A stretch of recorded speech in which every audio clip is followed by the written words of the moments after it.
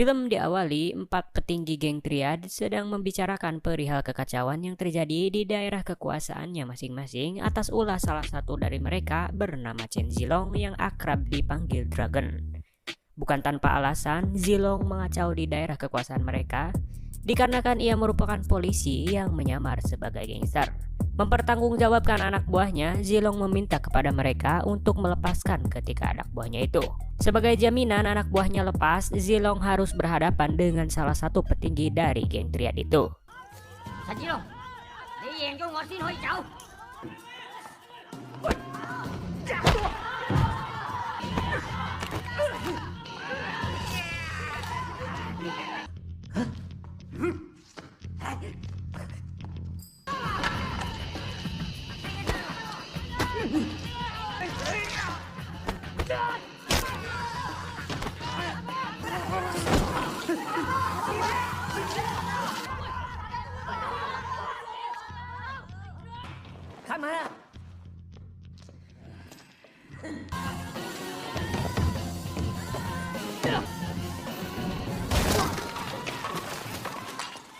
Dengan sangat mudahnya, Zilong berhasil menaklukkan mereka. Dan inilah Special ID. Selepas itu, ia pun bertemu dengan atasannya di kepolisian bernama Kapten Zeng.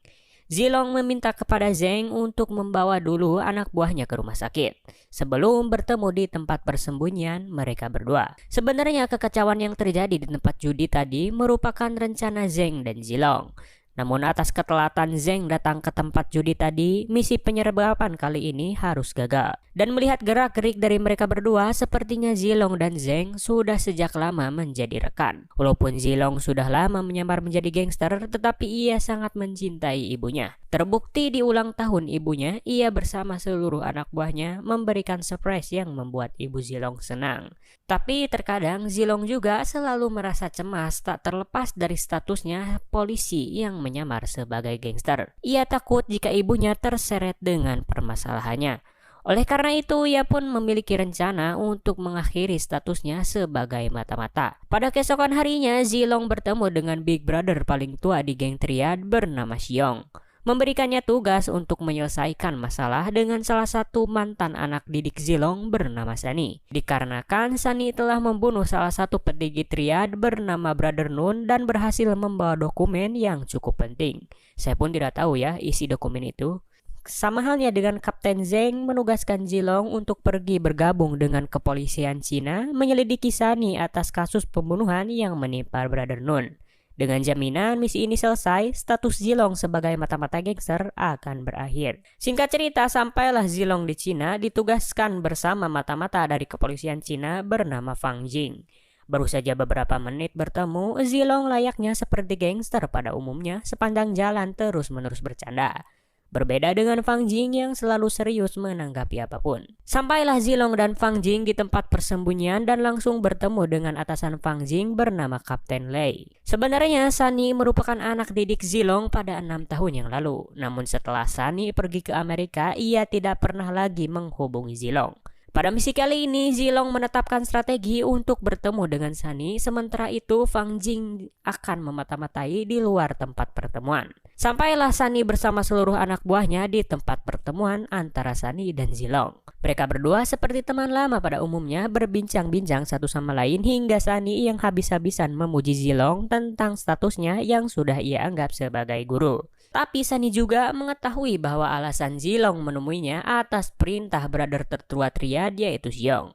Sebenarnya Sunny tidak ingin terus-menerus statusnya sebagai gangster terus ada di bawah. Dan Sunny orangnya itu bisa dikatakan ambisius. Di pertengahan pembicaraan mereka, tiba-tiba ada seseorang misterius yang menembak salah satu rekan Sunny dan keadaan pun berubah 180 derajat. Sementara itu, Fang Jing yang menyadari penembakan ini langsung bergegas mengejar orang misterius itu. Sedangkan Sunny berpikir bahwa penyerangan kali ini atas ulah Zilong dan ia pun bersama anak buahnya menyerang Zilong secara serentak.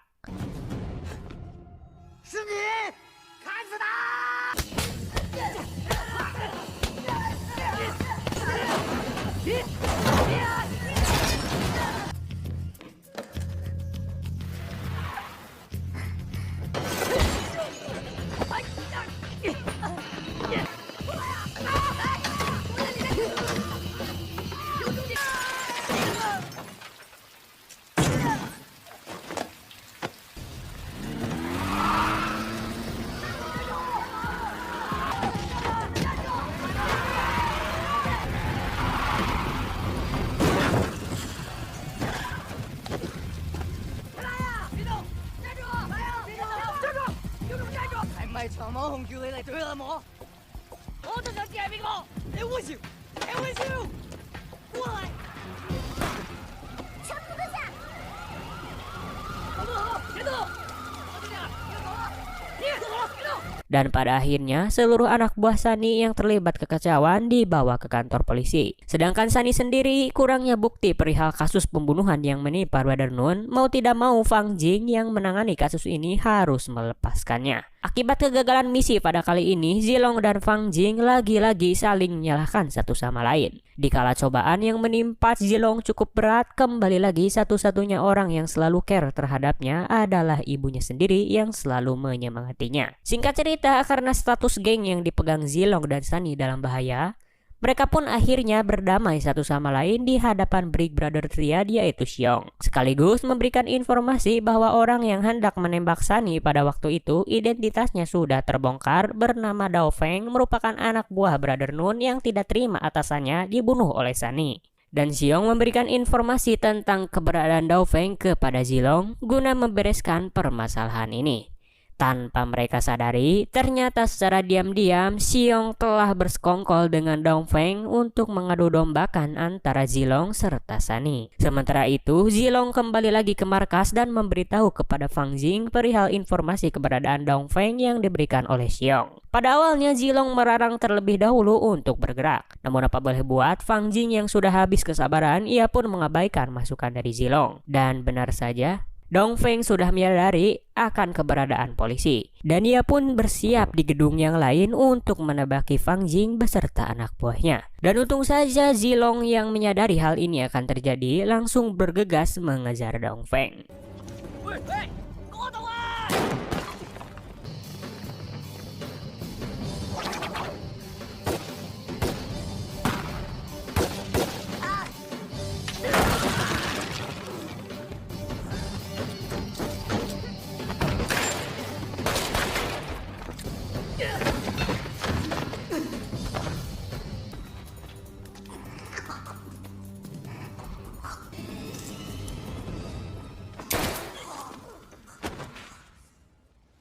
Pada akhirnya Dao Feng bisa dikalahkan.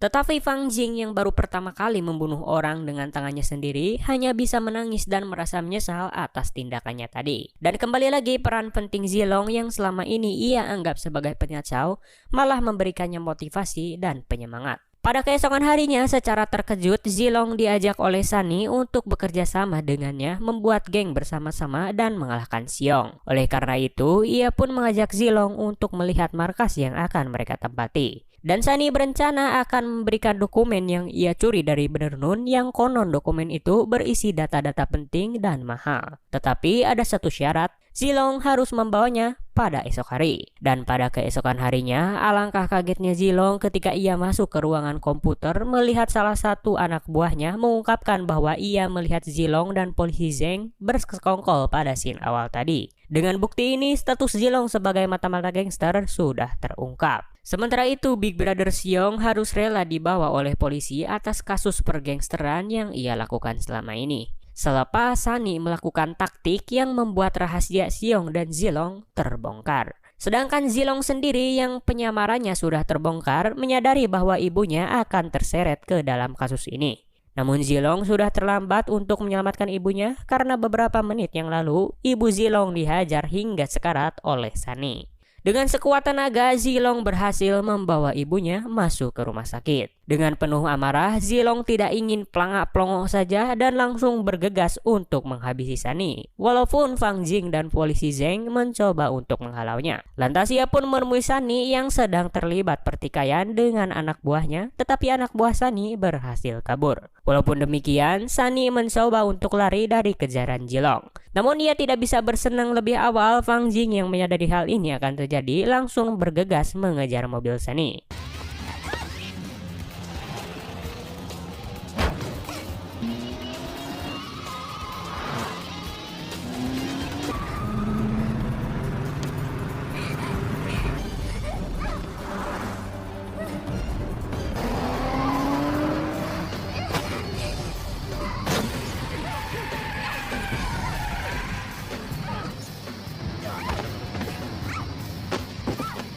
Dengan serangan Sunny yang cukup mumpuni serta Zilong yang sudah datang, Fang Jing harus rela gagal menangkap Sunny. Walaupun demikian, Zilong yang tengah mengejar, ia pun tak kalah edannya dari Fang Jing.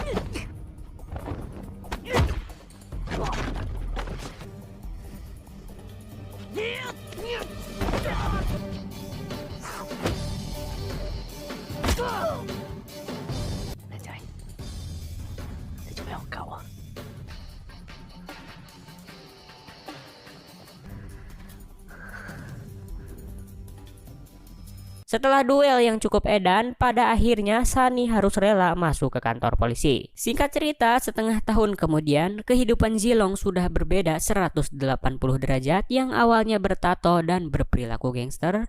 Namun pada kali ini, ia sudah kembali lagi mendapatkan lisensi polisi yang asli langsung diberikan oleh rekan terdekatnya, yaitu Fang Jing. Zilong pun tak luput merupakan ibunya yang sudah memiliki sebuah kafe sesuai dengan impian ibunya itu. Film pun berakhir.